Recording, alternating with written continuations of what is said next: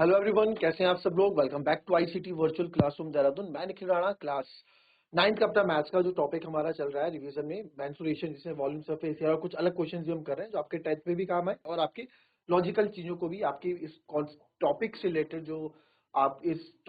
जो आपकी चीजें उसको भी क्लियर करें। ठीक है, तो कुछ अलग क्वेश्चन ले रहे हैं, रिवीजन में चल रहा है तो रिवीजन में हम एक्स्ट्रा क्वेश्चन भी करेंगे। तो चलिए अपनी क्लास शुरू करते हैं। शुरू करने से पहले हमेशा की तरह थॉट ऑफ द डे लेके चलते हैं। तो आज का थॉट ऑफ द डे है बच्चों, opportunities doesn't happen, you create them. जी हाँ, अपॉर्चुनिटीज बच्चों मिलती नहीं है, मतलब डजंट हैपन ऐसे नहीं कि एकदम अपॉर्चुनिटीज हो जाती हैं, अपॉर्चुनिटीज बनानी पड़ती हैं। ठीक है, एकदम आपके पास आप बैठे रहोगे, आप कुछ नहीं करोगे, अपॉर्चुनिटी आएगी नहीं आपके पास जब तक आप बनाओगे नहीं, जब तक आप रास्ता नहीं बनाओगे उसके लिए। ठीक है, when you make the way for the opportunity then it will come to you. फिर उसको ग्रैब करना आपकी वो है कि आप कब उस अपॉर्चुनिटी को ग्रैब करते हैं। ठीक है, तो अपॉर्चुनिटी तभी आती है जब हम भी कुछ स्टेप्स करते हैं। ये नहीं कि आप अपॉर्चुनिटी आने का वेट करो, यार कुछ नहीं, छोड़ो ना, मजे करते हैं, जब आएगा टाइम तो कर लेंगे। टाइम आएगा और टाइम चला भी जाएगा, बट आप कुछ नहीं करोगे, आप वहीं के वहीं रह जाओगे। सो एवरी मोमेंट आपको कुछ ना कुछ नया करना है, सीखना है। ठीक है, ज्यादा आप इस कंफर्ट जोन से बाहर निकले एंड वर्क करें। काम करोगे तो ही कुछ आपको मिलेगा, आगे आगे का फ्यूचर आपको ब्राइट मिलेगा। ठीक है, पढ़ोगे तो आगे अच्छे नंबर मिलेंगे। ठीक है, जिससे कि आपकी क्लैरिटी ज्यादा बढ़ेगी और आके बड़ी क्लासेस में जाके आपको ज्यादा दिक्कतें नहीं आएंगी। ठीक है, तो चलिए फिलहाल क्वेश्चन है, तो इसको क्वेश्चन दे दिया मैंने, अब इसको करने की बारी आपकी है। तो क्वेश्चन कुछ ऐसा है, अ क्यूब ऑफ एज, ठीक है, a cube of edge 15 centimeter is immersed completely in a rectangular vessel containing water. If the dimension of the base of the vessel are 20 centimeter into 15 centimeter, find the rise in water level. बड़ा ही अच्छा question है। 15 centimetre भुजा वाले एक घन पानी से भरे एक आयताकार बर्तन में पूरी तरह से डूबा हुआ है। यदि बर्तन के आधार की विमाएं 20 सेंटीमीटर टू 15 सेंटीमीटर है, तो पानी के स्तर में वृद्धि ज्ञात कीजिए कि पानी के स्तर में कितनी वृद्धि होगी, यानी कि पानी और कितना ऊपर उठेगा, कितना लेवल पानी आपका जाएगा। ठीक है, चलिए अच्छा क्वेश्चन, दिमाग लगाओ, हो जाए।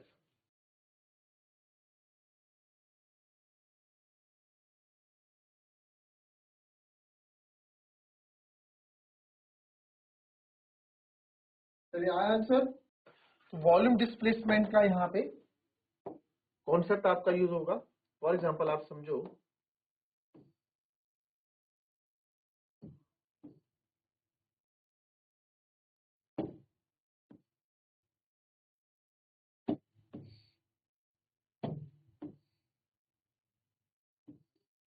ये आपका क्यूबॉइडल वेसल, आप सोचो ये क्यूबॉइडल वेसल है, बर्तन है। ठीक है, क्यूबॉइडल बर्तन है। तो यहाँ पे हमने एक, यहाँ से एक क्यूब हमने इमर्स किया, एक क्यूब हमने डाला। ठीक है, यहाँ से हमने एक cube,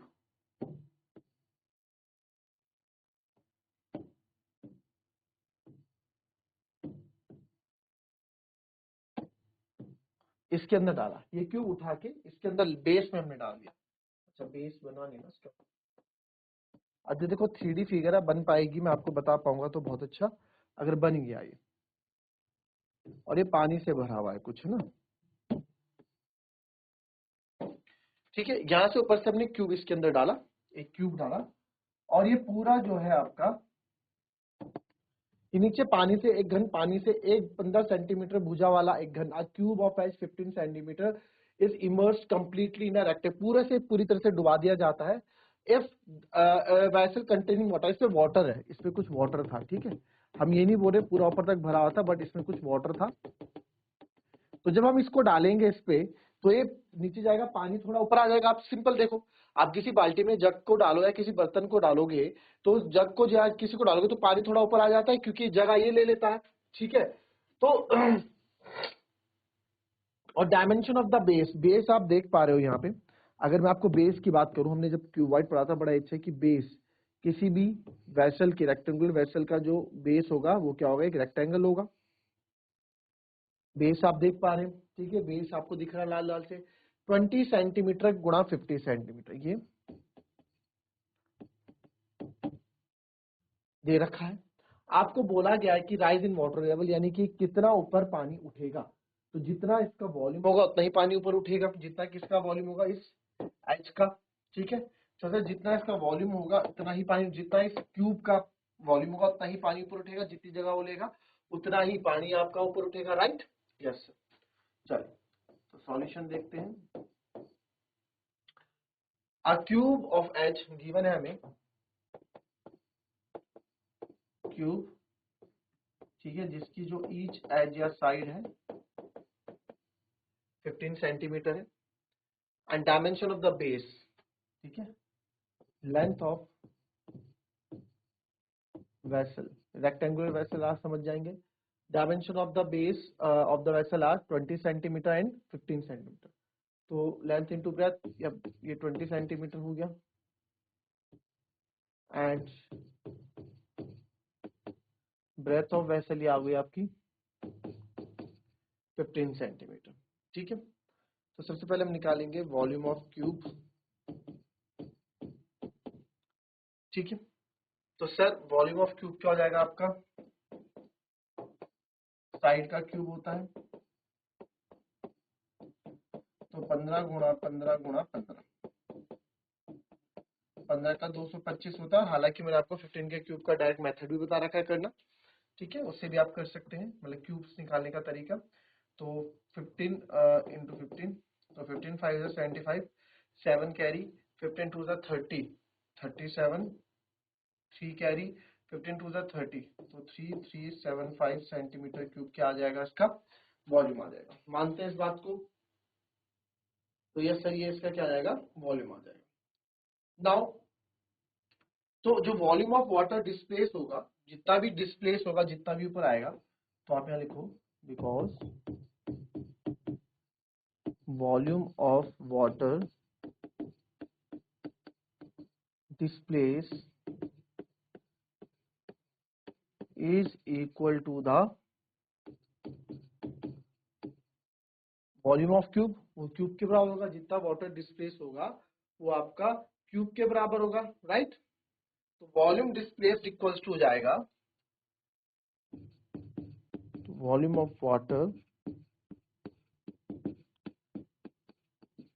displaced, volume of water displaced आपका हो जाएगा बेस एरिया। तो कितना हो जाएगा, वॉल्यूम ऑफ वाटर डिस्प्लेस्ड कितना हो जाएगा भाई, वॉल्यूम क्या होता है, बेस इनटू हाइट होता है। बेस भाई, वॉल्यूम हमेशा मैंने आपको बताया था ना, कितना भाई, वॉल्यूम ऑफ वाटर डिस्प्लेस कितना है sir, volume of water displace इतना है, वॉल्यूम ऑफ वाटर डिस्प्लेस इतना है। अगर आप दूसरी भाषा में समझना चाहें तो मैं बोल सकता हूं कि आपको वॉल्यूम निकालना है, और आपको देखो अभी बाद में बताता हूँ, वॉल्यूम ऑफ वाटर डिस्प्लेस किसके बराबर हो जाएगा सर, वॉल्यूम हो जाएगा base of vessel into height of vessel, कितना डिस्प्लेस हुआ, कितनी हाइट तक हुआ। तो वॉल्यूम ऑफ वाटर डिस्प्लेस कितना हो जाएगा 3375 L into B into H, length है 20 इंटू 15, 15 से इसको मैं कट करूंगा तो वापस 225 आ जाएगा, क्योंकि 225 से मल्टीप्लाई करके आया था। और इसको आप करोगे 5 4 जा 20, 5 5 जा 25, 5 4 जा 20, तो 40 H आपका यहाँ पे आ गया 45/4, यानी कि 4 1 जा 4, 4 1 जा 4, पॉइंट 5 में 4 गया, एक 2, 1.25 centimetre.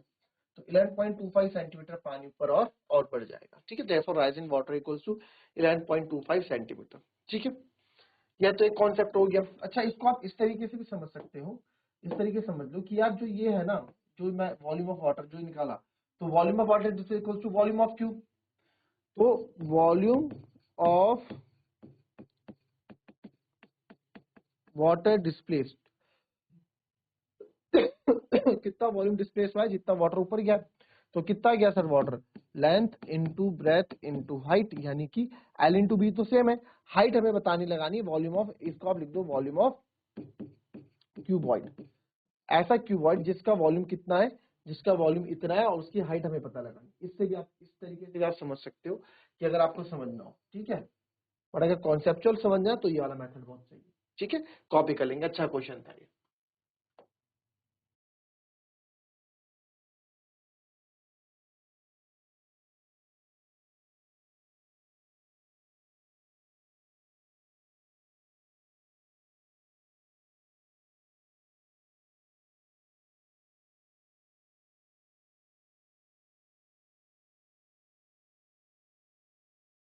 Next question, how many spherical bullets can be made out of a lead cylinder 28 centimeter and with base radius 6 centimeter, each bullet being 1.5 centimeter in diameter?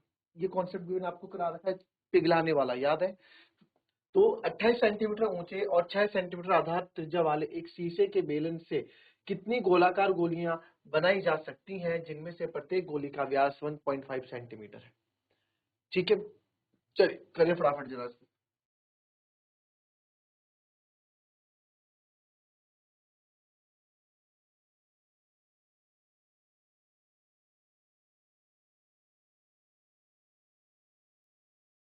चलिए आया आंसर, देखो भैया, एक सिलेंडर है,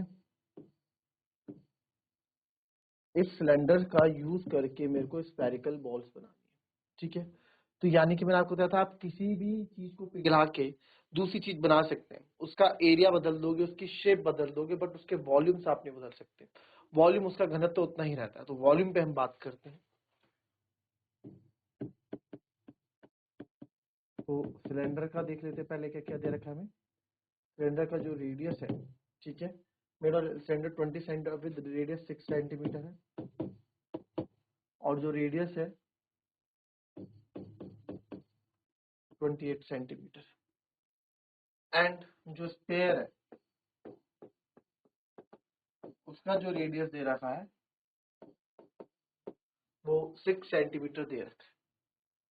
नहीं, रेडियस का, स्फीयर का तो डायमीटर दे रखा है 1.5 सेंटीमीटर, ठीक है। तो मैंने क्या बोला, वॉल्यूम ऑफ सिलेंडर निकालेंगे। वॉल्यूम ऑफ सिलेंडर ऐसे कितने हमें निकाले ना, volume of cylinder is equal to क्या हो जाएगा, pi r square area of base into height. तो मैं पाई अभी ऐसे ही देता हूँ, मुझे पता है कि मेरे को डिवाइड करना है, क्वेश्चन को डिवाइड करना है, तो मैं पाई को नहीं छेड़ूंगा अभी, ठीक है। आर स्क्वायर यानी कि sir 6 into 6 and H is 28, but 22/7 से मेरा यहाँ पे साइन फॉर 28 तो कम हो जाता है, ठीक है। या फिर इसको ऐसा करो, जब मैं बना रहा हूँ according to question, volume of जो सिलेंडर होगा ना सर, वो, और मान लो let n number of sphere भी मेड। हमने माना कि हमने कितने बना दिए, हमने यहाँ पे एन नंबर ऑफ स्फीयर्स हमने यहाँ पे बना दिए। तो ये वॉल्यूम सिलेंडर किसका होगा, एन वॉल्यूम ऑफ स्फीयर, या 5 वॉल्यूम ऑफ स्फीयर, जो भी आप बोलो, एन है ना। तो पाई आर स्क्वायर एच, और यहाँ एन रहेगा ये ऐसे 4/3 पाई आर क्यूब, ठीक है। तो पाई इंटू 6 इंटू और यहाँ जाएगा सर एन हमें निकालना है, 4/3 ऐसी है, पाई ऐसी है, और 1.5 इंटू 1.5 इंटू 1.5, कोई दिक्कत, 1.5/2 सॉरी। तो डायमीटर है ना, तो रेडियस क्या हो जाएगा 1.5 डिवाइडेड बाय। अब जो यहाँ से चीजें कट रही हैं आप काट दीजिए, जैसे कि पाई से पाई कट गया है, ठीक है। मैं हमेशा, ठीक है, हम हमेशा क्या करते हैं, मैं पॉइंट हटा देता हूँ, आपको बताइए, हमेशा हटा देता हूँ, बाद में लगा देंगे वापस 0 0, ठीक है। तो सर 3 5 जा 15, जो कट रहा है पहले वो काट दो, 5 4 जा 20, 4 से 4 भी कट गया, यहाँ पे कुछ नहीं कट रहा है। आपको n चाहिए, आप n को अकेला रखें, ठीक है, n को अकेला रख लिया आपने, बाकी ऊपर है हमारे पास 6 to 6 इंटू 28 अपॉन, नीचे ये 15 इंटू 15 आ जाएगा, और ऊपर 20 इंटू 20 आ जाएगा, राइट। 15 to 15 आ गया, 20 to 20 ऊपर चल गया, तो 6 इंटू 20 20, और ये हो गया 15। तो अगेन आप काटेंगे यहाँ पे वैल्यूज, तो 3 2 जा 6, 3 5 जा 15, 3 2 जा 6, 3 5 जा 15, 5 4 जा 20, 5 4 जा 20, ठीक है, तो आपके पास यहाँ पे जो आ गया फाइनल, सारा गेम इसमें कैलकुलेशन का है, कोई बड़ी बात नहीं है।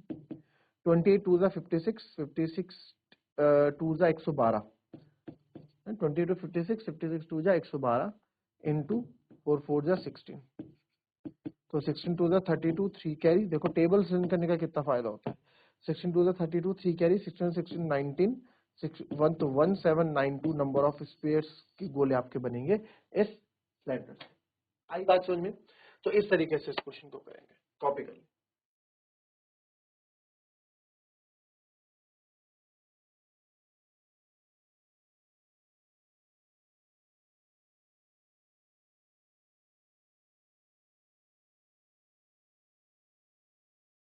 चलिए,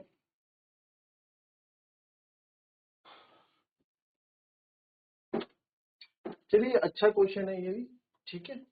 इसको जो है आप एक बार लिख लें और क्वेश्चन समझें और इसको होमवर्क से करके लाएंगे। Two metallic right slide circular cones having their heights 4.1 centimetre and 4.3 centimetre, दो धातु के लंबवृत्त शंकु हैं जिनकी ऊंचाई 4.1 सेंटीमीटर 4.3 सेंटीमीटर है, यानी कि दो मेरे पास यहाँ पे हैं ऐसे। And the radii of their bases is 2.1 से, तथा उनके आधार की जो त्रिज्या है वो 2.1 सेंटीमीटर है। आधार की त्रिज्या मतलब उनके जो बेस की जो रेडियस ऑफ बेस है वो 2.1 सेंटीमीटर है। And the radius of the bases is two each, यानी रेडियस तो दोनों का सेम है। हैव बीन मेल्टेड टुगेदर, दोनों को साथ ही मेल्ट किया जाता है। And recast into a sphere, उसको स्फीयर में रिकास्ट कर दिया जाता है। Find the diameter of the sphere, तो आपको डायमीटर ऑफ स्फीयर बताना है। कॉन्सेप्ट यही लगने वाला है जिससे पहले कॉन्सेप्ट था, वॉल्यूम को क्या किया, मेल्ट किया, रिकास्ट किया। तो इन दो का जो वॉल्यूम है, इन दोनों का वॉल्यूम मिलके आएगा स्फीयर के वॉल्यूम के बराबर, ठीक है।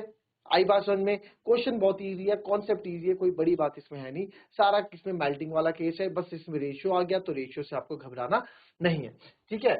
रेशियो तो आया भी नहीं इसमें, ये वाला क्वेश्चन नहीं रेशियो का, ठीक है। ये रेशियो है भी नहीं, सिंपल सा क्वेश्चन है, इसमें कुछ भी नहीं है, बस आपको कहानी बदल दी, कॉन्सेप्ट वही है, ठीक है। तो क्वेश्चन होमवर्क हो जाएगा आप लोगों से, कोई दिक्कत तो नहीं, नहीं होगा तो कल फिर डिस्कस करेंगे। तो मिलेंगे आप टेक्निकल की नेक्स्ट क्लास में, तब तक ले be happy, be healthy and be safe. Thank you and have a nice day.